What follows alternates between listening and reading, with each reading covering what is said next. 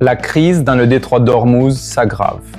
L'Iran a refermé aujourd'hui le détroit d'Ormuz, revenant sur son annonce précédente de rouvrir cette voie maritime vitale.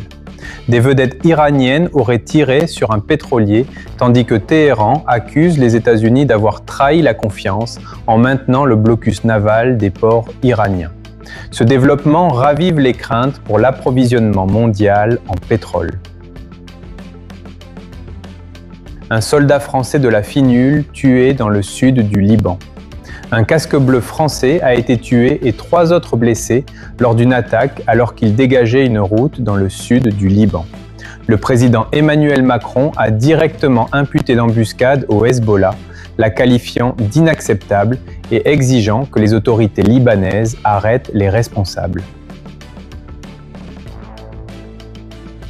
Espagnol Pedro Sánchez a accueilli à Barcelone la 4e rencontre en défense de la démocratie, à laquelle ont participé notamment le Brésilien Lula da Silva, la Mexicaine Claudia Sheinbaum, le Sud-Africain Cyril Ramaphosa et le vice-chancelier allemand Lars Klingbeil.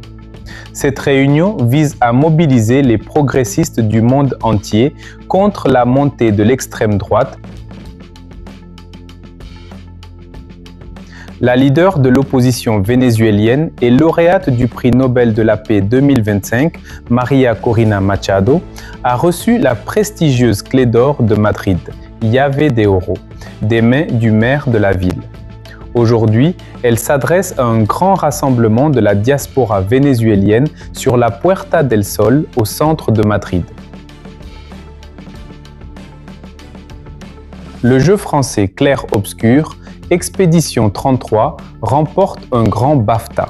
Le RPG français très acclamé Clair-Obscur Expédition 33 a remporté le prix du meilleur jeu au BAFTA Games Awards 2026.